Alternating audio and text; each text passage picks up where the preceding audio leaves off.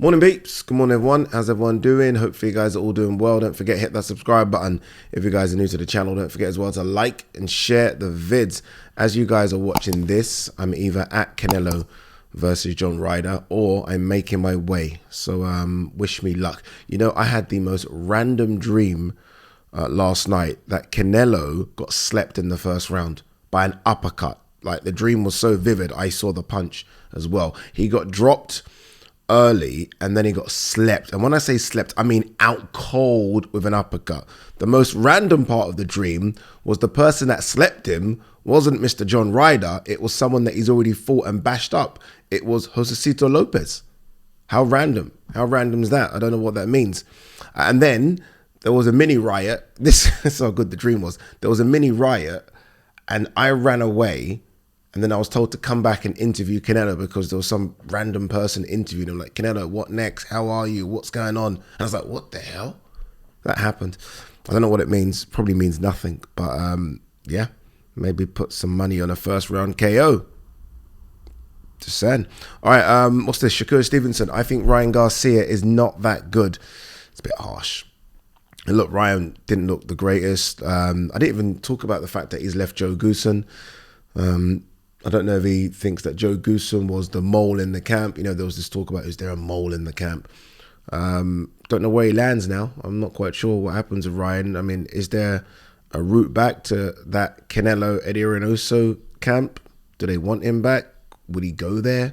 I mean, look, there are so many good trainers. It would be interesting to hear from Joe Goosen about the relationship and whether or not Ryan was the best trainer. Did he turn up on time? Like, how much effort did Ryan put in? It'd be interesting to know. But yeah, I think Ryan is a decent boxer. I think there are improvements to be made, but I mean, he's still so young. You can make those improvements now. Oscar De La Hoya stands firm that Hearn making Canelo Bivol was a mistake. Look, Canelo would have wanted that fight. I mean, ultimately, and I think I said this about AJ yesterday, ultimately, who's in charge? Canelo's in charge. Like, you know, it's not like Eddie Hearn, you know, puts a gun to Canelo's head saying, look, we need you to fight Bivol. No. Canelo would have asked for Bivol. And the thing about Bivol is, yeah, as much as I'm a huge Bivol fan, Canelo went into that fight with 99.9% of the public thinking Canelo was going to beat Bivol. It's true. It's true. I remember it like it was. Everyone thought Canelo was going to beat Bivol. Like, Canelo doesn't lose. He's not lost since Floyd Mayweather. Like, people were talking about Canelo fucking fighting Usyk, Canelo fighting Makabu. So Canelo versus Bivol was almost a done deal. Like, just beat that guy, get that belt. No one thought Bivol was that good. No one did. I actually picked Bivol, but that's because I became Team Bivol. But no one actually thought he was that good. So I don't know if it was bad matchmaking or maybe everyone underestimated just how special Dimitri Bivol was. Because, I mean, you go back to watch the fight. Go watch Joe Smith fight. Yes, he bashed Joe Smith up towards the end and started, well, kind of went clear. But Joe Smith had him rocked. I can't remember what round it was where Joe Smith nearly had him out of there. The bell saved him. And then you watch the Craig Richards performance. Not great. So you're probably watching those thinking, he's good. He ain't that good. So, look, I think he just looked very good on the night, Bivol. And ultimately, those are the fights you want. You don't want fights. The way De La Hoya is saying this is though you just give him pick'em fights that he can win. No, you want to test yourself. You know, Canelo had cleaned up at 168. So what next? Let's try and do some work at 175 again. Not a problem with that. And look, they look like they are going to try and go again in September at 175 as well. Interesting. Talking of Canelo Alvarez ranks number 5 on Forbes' world's highest paid athletes. Jeez, with earnings of $110 million. Canelo's doing okay. Canelo is doing okay. Wow. Jesus. Julio, Cesar, Martinez, Spark, Valenzuela had their press conference. Did you see Canelo's press conference? The turnout. Insane. Julio Cesar Martinez. Look, let's see what he can do. I mean, he's gonna beat Batista. It's a given. They'll beat Batista. This is a massive step up for Batista. And then we'll see what he can do. I mean, we want to see the unifications. The IBF champion is Sonny Edwards. Let's see that. The WB, I think Jesse Rodriguez has the WBO. I can't remember, I think. And then there's the Ukrainian guy whose name skips my brain right now, who has the other belt. So they're all unbeaten. So apart from Julio Cesar Martinez, so they're really good unifications. As for Spark Valenzuela, what a fight that is, by the way. I mean, that's an interesting fight. Valenzuela is a very good fighter. You guys might remember that he came over to the UK and beat Robbie Davis Jr. It was a split decision, I think, a majority decision, but he won it. It wasn't that.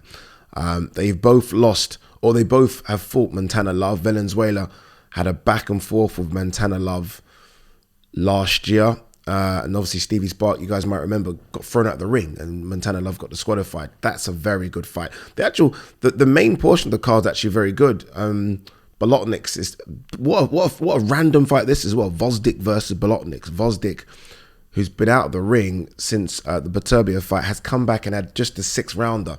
And Bolotniks, who's that gatekeeper, I think, in the light heavyweight division, who was supposed to fight Craig Richards. Obviously, Richards got injured, so he got pulled from the card. And now he fights Vosdik. That's an interesting card. Interesting fight, that one is. This is a good fight. I like it. Munguia versus Derevenchenko, June 10th at the Toyota Arena. Look, there was some talk about Munguia going up a couple of weight classes to fight Bivol. That didn't make any sense. This does. This here just has to be war, doesn't it? Has to be war. I would go as far as saying I think this is his toughest fight, Munguia, so far. Derevenchenko, look, I hope there's still a lot left in Derevenchenko, gives everyone problems.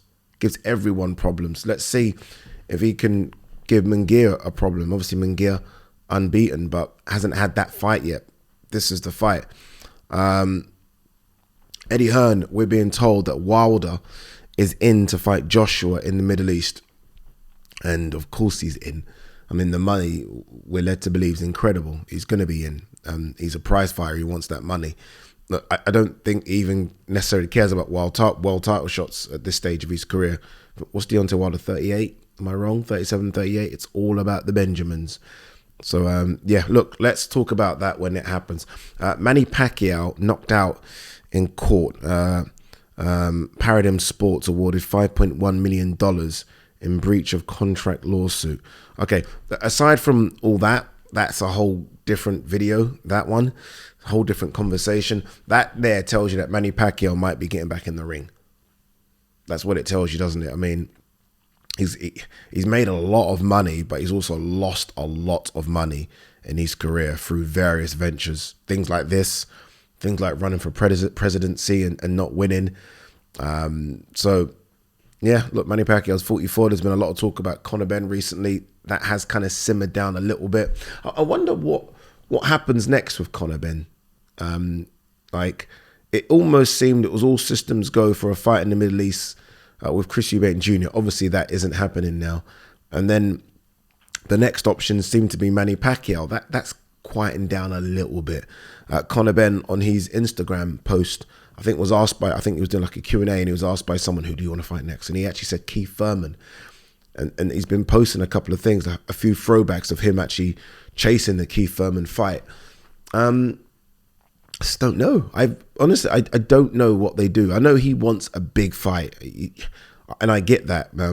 Like right now, he's out there with John Ryder, and he sees that. He wants that big name, big fight. He spoke about Errol Spence on this Q&A as well. He was at the AJ fight, so he's around big fights. He wants to come back big. He was going to be in a big fight for Eubank. He doesn't want small fights that don't generate interest. I get all that. I've always said, though, I don't know what the rush is. I don't know what it is. Like, there is no rush. Some might even say that he's still learning as a boxer, although I think he's very, very good. He's still learning. I understand the want for the big fights, but I still think you can kind of take a couple of steps back, especially considering what's happened in this last 8-9 months. Take a couple of steps back and fight the Brit guys. I still think there is that, and I think Conor's a big enough name to yes, they're not mega fights, but you can do it. Look, even Virgil Ortiz fought Michael Mickinson. What was it, last year? Was it last year?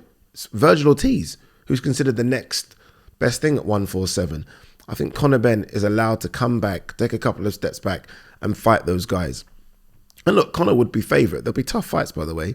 The Eko Usmans of the world, Chris Congos of the world, Michael Mickinsons of the world. They're tough fights, but I think Conor would win those.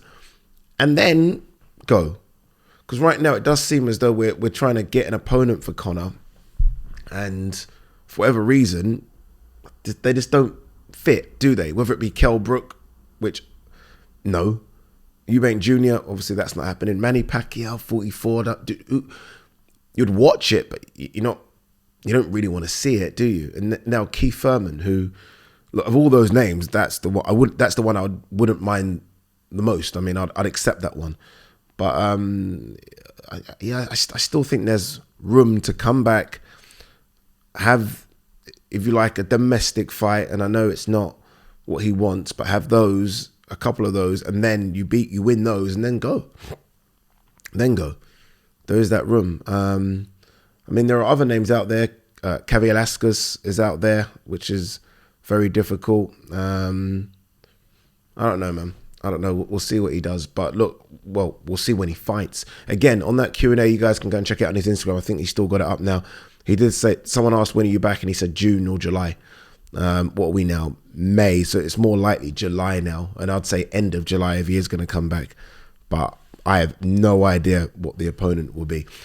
Again, Conor Benn here saying he targets big fights in America after second fall through of Eubank fight. So that's what I'm trying to say. He's out there now. He wants the big ones. I get it, but I don't think there's any rush here. Ryder, trust the judges in Canelo fight. It will be judged fairly. Dude, this is Canelo you're fighting. Mate, no. Well, then again, look, I think the Dimitri Bivol fight showed people that you can beat him on the scorecards, but I mean, you've got to be, those rounds have got to be so obviously your rounds.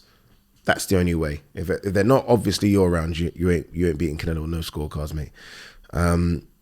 I saw this and I hope he's okay. David Light, who fought Lawrence Okoli last time out, is recovering in an Auckland hospital after suffering a mild stroke. Look, we wish him good health and hopefully he does recover fully. Yeah, that's not what you want to hear, is it?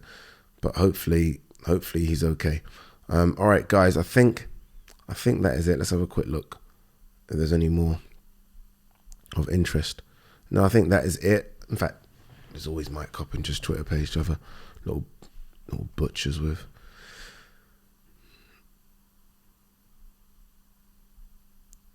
He must be out in Mexico. Yes, he is.